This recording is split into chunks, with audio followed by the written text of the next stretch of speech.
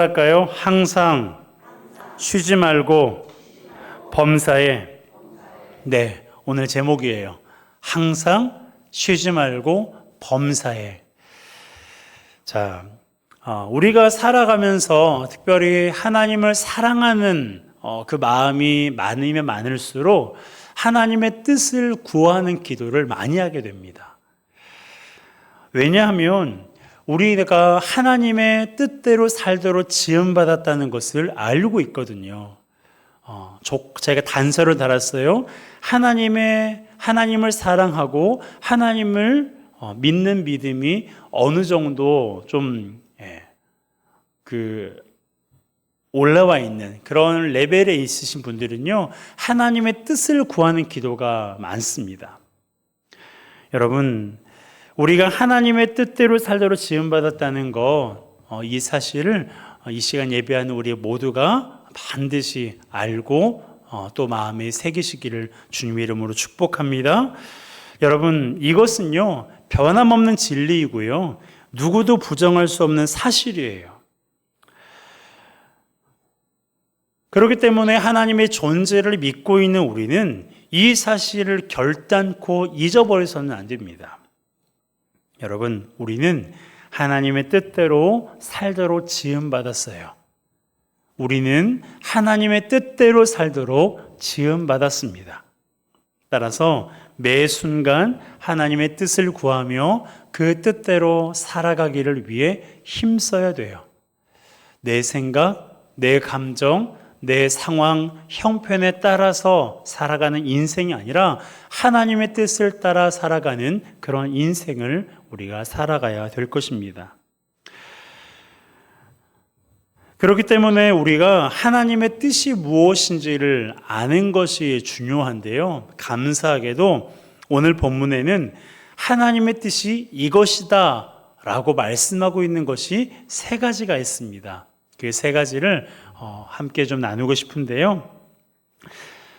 바로 항상 기뻐하는 것, 이것이 첫 번째죠. 항상 기뻐하는 것.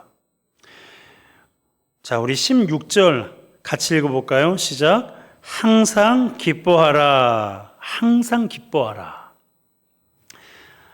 여러분, 항상 기뻐하라는 것은요, 말 그대로 항상, 언제나 기뻐하라는 거예요. 기쁜 일이 있을 때에도 기뻐하는 것은 당연하고, 그렇지 않는 상황에서도 기뻐할 것을 우리에게 말씀하고 있는 겁니다. 하지만 살다 보면 어떻습니까? 항상 기뻐하는 것이 쉽지 않다는 것을 우리가 알 수 있는데요. 왜 그렇습니까? 인생은 항상 기뻐할 만한 일이 일어나지 않기 때문이에요. 오히려 기뻐할 만한 일보다 그렇지 않은 일들이 더 많이 일어나지 않습니까? 지난 한 주간을 여러분 생각해 보세요. 기쁜 일이 더 많으셨어요? 기쁘지 않은 일이 더 많으셨습니까? 아니면 그도저도 아닌 그런 시간을 보내셨습니까? 여러분, 하나님께서는 우리에게 항상 기뻐하라고 말씀하셨지만 우리 인생은 그렇게 녹록지 않아서 항상 기뻐할 만한 그러한 상황이 늘 있지는 않아요. 사실 하나님이 이 사실을 모르시는 건 아닙니다. 그렇죠? 우리 삶이 얼마나 고단하고 곤고한지를 그 누구보다 하나님이 잘 알고 계세요. 그런데도 하나님은 우리에게 항상 기뻐하라고 말씀하고 있습니다. 참 납득이 되지 않는데요. 그런데요, 이해되지 않는 건 우리만이 아니에요. 데살로니가 교회 성도들은 더 이해가 되지 않았을 겁니다. 왜냐하면 그들은 지금 직장을 다니다가 어려움을 겪는 정도가 아니에요. 가정에서 어떤 관계 어려움을 겪는 정도가 아니에요. 내 몸이 다치고 힘들어서 아픈 그런 정도의 수준이 아니에요. 지금 데살로니가 교회 성도들은요, 로마와 유대인들에게 극심한 핍박을 받고 있는 상황이에요. 예수 믿는다는 그 이유 하나만으로 핍박을 받아요. 박해를 받아요. 돌에 맞아요. 죽임을 당합니다. 왕따를 당하고요. 사회에서 쫓김을 당해요. 그런 상황 가운데 지금 데살로니가 교회 성도들이 있습니다. 이런 상황에서도 하나님은 바울을 통해서 성도들에게 말씀하고 있는 거예요. 항상 기뻐하라. 핍박을 받아도 기뻐하고 고난 중에도 기뻐하고 어려움을 당해도 기뻐할 것을 하나님께서 명령하고 계시는 겁니다. 단 여기에 조건이 있어요. 믿음으로 살다가 시도 때도 없이 기뻐하라는 것이 아니고요. 믿음으로 살아가다가 어려움을 만나도 기뻐하라는 거예요. 믿음으로 살아가다가 핍박을 만나도 기뻐하라는 거예요. 믿음으로 살아가다가 왕따를 당해도 기뻐하라는 겁니다. 왜요? 항상 기뻐하는 것이 누구의 뜻이기 때문에? 하나님의 뜻이기 때문에. 여러분, 항상 기뻐하는 것이 하나님의 뜻임을 기억하시기 바랍니다. 항상 기뻐하는 것이 하나님의 뜻이에요. 그런데요, 하나님의 뜻이니까 항상 기뻐해야 된다라는 건 알겠어요. 그렇다고 해서 기뻐할 수 없는 상황에서도 기뻐하라는 명령이 납득이 되세요? 이해되지 않습니다. 물론 납득이 되지 않는다고 해서 하나님의 명령을 지키지 않아도 된다고 말씀드리는 건 아니에요. 하나님의 말씀은요, 납득이 되던 그렇지 않든 순종해야 돼요. 앞서 말씀드렸잖아요. 우리는 어떻게 살기로 지음받았다고요? 하나님의 뜻대로 살도록 지음받은 존재이기 때문에 하나님의 말씀이 납득이 되지 않고 이해가 되지 않아도 그 말씀에 순종하는 것이 그분께 지음받은 피조물인 우리가 해야 되는 일입니다. 다만 하나님께서는 우리가 기뻐하기 어려운 상황에서도 항상 기뻐하기를 힘쓰는지, 항상 기뻐하기를 원하시는지 그 이유를 알고 싶을 뿐이에요.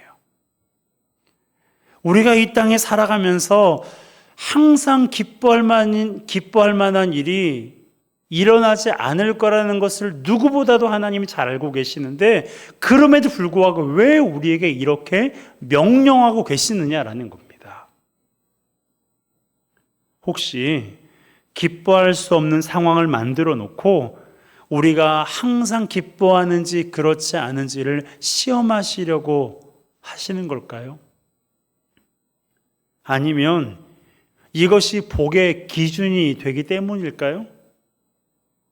이 시험에 통과하면 복 주시고 통과하지 않으면 누락시키시려고, 복 주시지 않으려고 하나님께서 이것을 복의 기준으로 세우신 걸까요?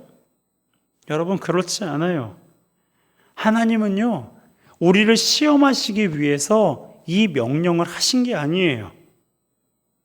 하나님께서 우리의 인생이 녹록지 않고 고단하고 힘들고 그래서 기뻐할 만한 일이 많지 않다는 것을 잘 알고 계심에도 불구하고 우리에게 그래도 기뻐하라, 항상 기뻐하라, 언제나 기뻐하라 라고 명령하신 그 이유가 뭐냐면, 기뻐하기 어려운 상황에서도 하나님을 바라보기를 원하시기 때문에 그런 거예요. 기뻐하기 너무너무 어려운 상황이 있잖아요. 여러분도 그런 상황들 많이 겪으셨죠? 그리고 지금도 있으실 거예요. 그런 상황 속에서도 누구를 바라보라고요? 하나님을 바라보라고, 하나님만 바라보라고, 그것을 알려주시기 위해서 항상 기뻐하라고 말씀하시는 거예요. 왜 그렇습니까? 왜 우리가 그렇게 해야 돼요? 하나님이 기쁨의 이유가 되시기 때문에 그래요. 내가 처한 상황 바라보면 하나도 안 기뻐요. 내 마음 불편하게 하는 사람들 만나면 하나도 기쁘지 않아요. 그런데 하나님 보면 어때요? 기쁠 수가 있다는 거예요. 왜냐하면 그분이 기쁨의 이유가 되시기 때문에. 여러분, 야이로를 생각해 보세요. 백부장이죠. 회당장이죠. 여러분, 야이로의 12살 된 딸이 멸병으로 죽었어요. 세상에서 이 아이를 가장 사랑하는 부모도 죽어가는 이 아이를 살릴 수 없었어요. 아이를 대신해서 아플 수도 없었어요. 그저 죽어가는 아이를 지켜보기만 할 뿐이었습니다. 그러니 그 마음이 어떻겠어요? 여러분, 만약에 야이로가 예수님을 찾아가지 않았다면 그는 살아가는 내내 기쁠 일이 하나도 없었을 거예요. 12살 된 딸을 보낸 부모가 뭐가 좋아서 그렇게 기쁜 일이 있겠습니까?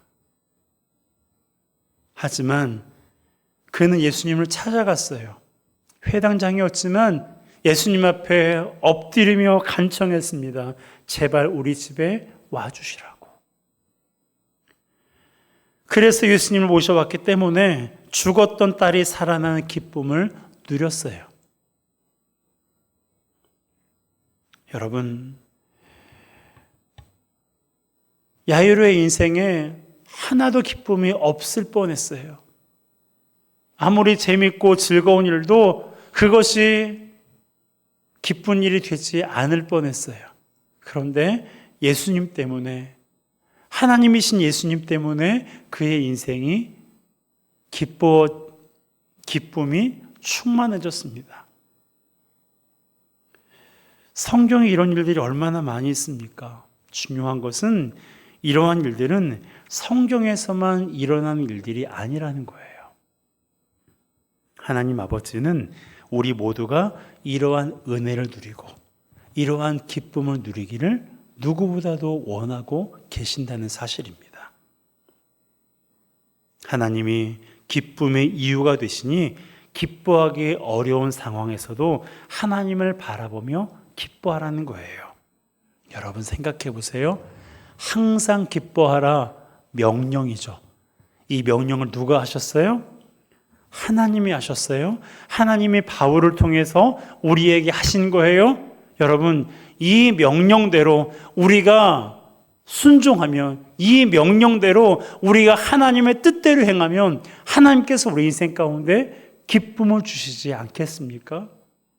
항상 기뻐하라 명령만 해놓고 기쁨 주시지, 그렇게 했는데도 불구하고 기쁨 주시지 않으면 그분은 하나님이 아니에요. 그런데 우리 하나님은요, 얼마나 좋으시고 얼마나 마음이 넓으신 분이냐면, 우리가 하나님의 뜻대로 행하는 척만 해도, 100이라면 이 100 중에서 한 10 정도만 해도요, 하나님께서 우리를 기뻐하시고 우리에게 기쁨을 주시는 그런 분이세요. 그러니 항상 기뻐하라고 하신 그분의 뜻대로 어떤 상황 속에서도 항상 기뻐하는 우리 모두가 되시기를 주님의 이름으로 축복합니다. 여러분, 항상 기뻐하는 것, 그리고 쉬지 말고 기도하는 것, 그리고 범사에 감사하는 것, 다 마찬가지예요. 믿음이 없는 사람에게는 이 말이 스트레스로 다가와요. 저도 예전에는 이 말이 스트레스였어요. 어떻게 항상 기뻐할 수 있고, 어떻게 맨날 기도하고, 어떻게 맨날 감사할 수 있느냐. 저도 예전에 이 말씀이 스트레스였어요. 그런데요, 여러분, 스트레스 받지 마세요.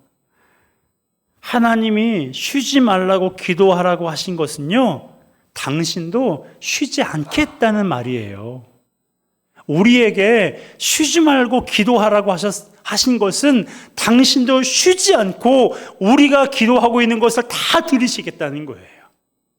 물론 본래 하나님은 쉬는 그런 분이 아니에요. 졸지도 주무시지도 않는 그런 분이시지만 다시 한번 우리에게 이 말씀을 통해서 하시는 거예요. 네가 쉬지 않으니 나도 쉬지 않겠다는 거예요. 범사에 감사하라는 것도 마찬가지입니다. 우리가 모든 일을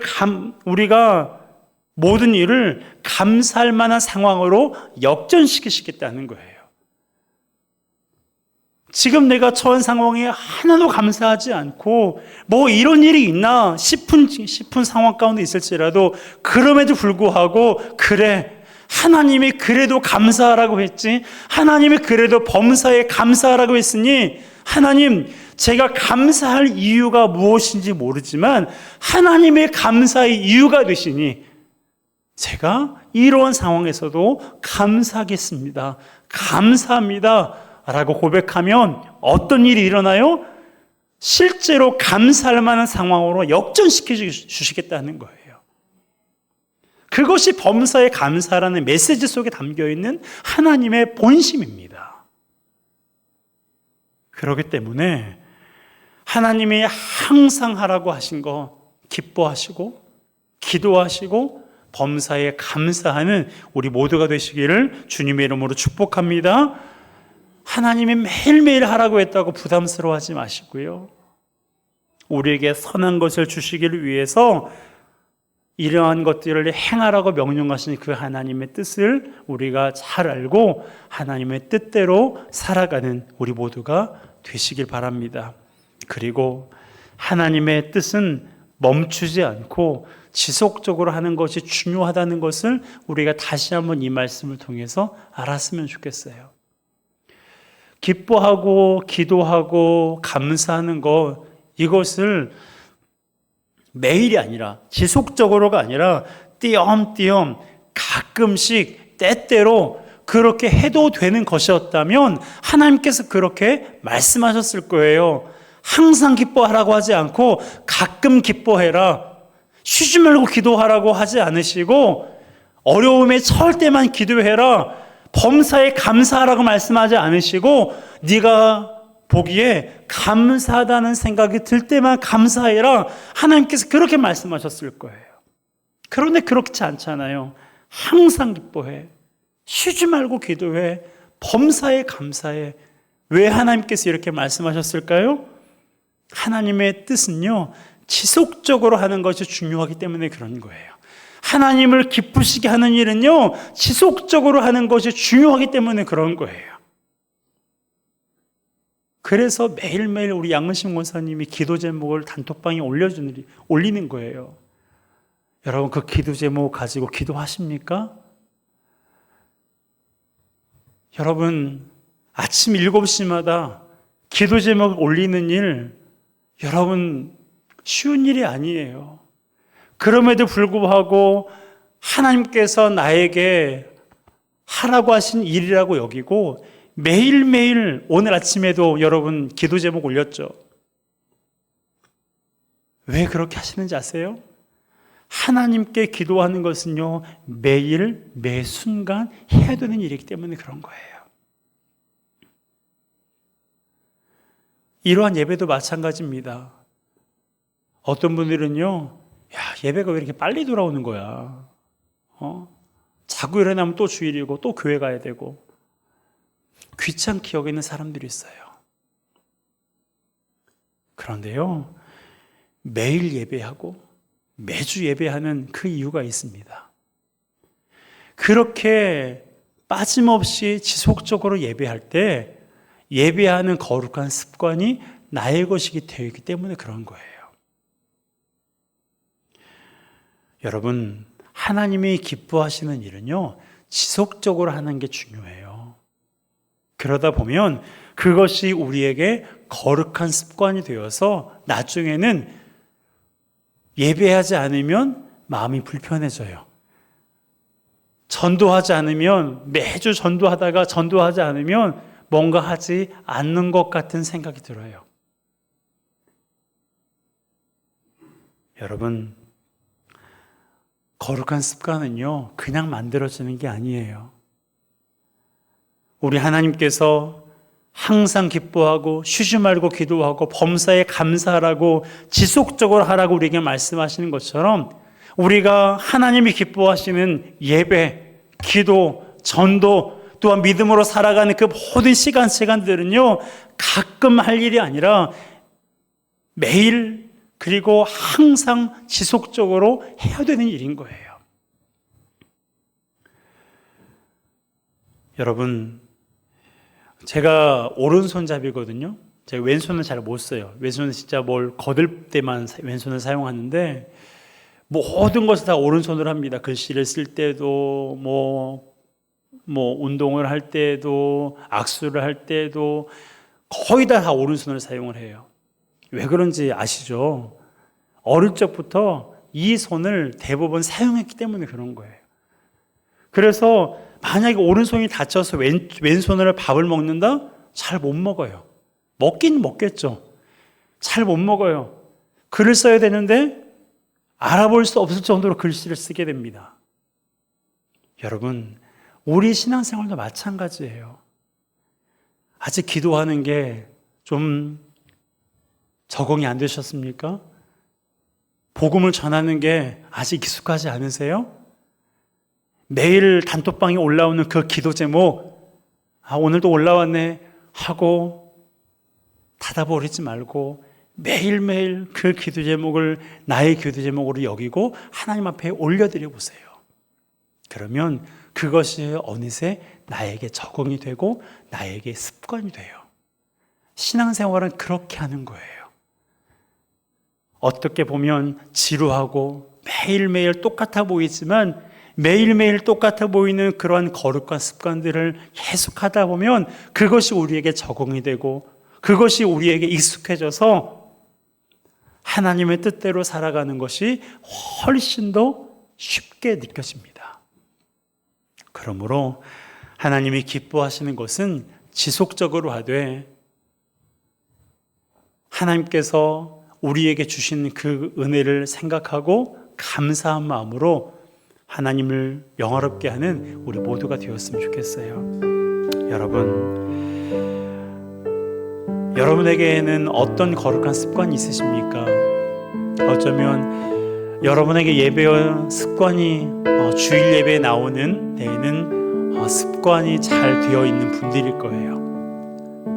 하지만 주일 예배뿐만 아니라 다른 평소에 있는 예배도 그리고 매일 하나님 앞에 10분이라도 기도하는 그러한 시간도 단 세 사람이지만 주일마다 복음을 전하는 그러한 거룩한 습관도 우리에게 익숙해지면 얼마나 그것이 우리에게 유익하고 하나님께서 그 일을 기뻐하시는지 모릅니다. 그러기에 저와 여러분들의 삶 속에서 때로는 지루하게 보이고 늘 반복하고 있는 것처럼 보여지는 이 예배도 기도하는 것도 전도하는 것도 신앙생활하고 우리가 믿음으로 살아가는 그 모든 것들을 지루하게 귀찮게 여기지 말고 지속적으로 항상 쉬지 말고 범사에 감당함으로 말미암아 그것이 익숙해져 하나님의 뜻을 분별하고 그분의 뜻대로 살아가는 저와 여러분 되시기를 주님의 이름으로 축복합니다.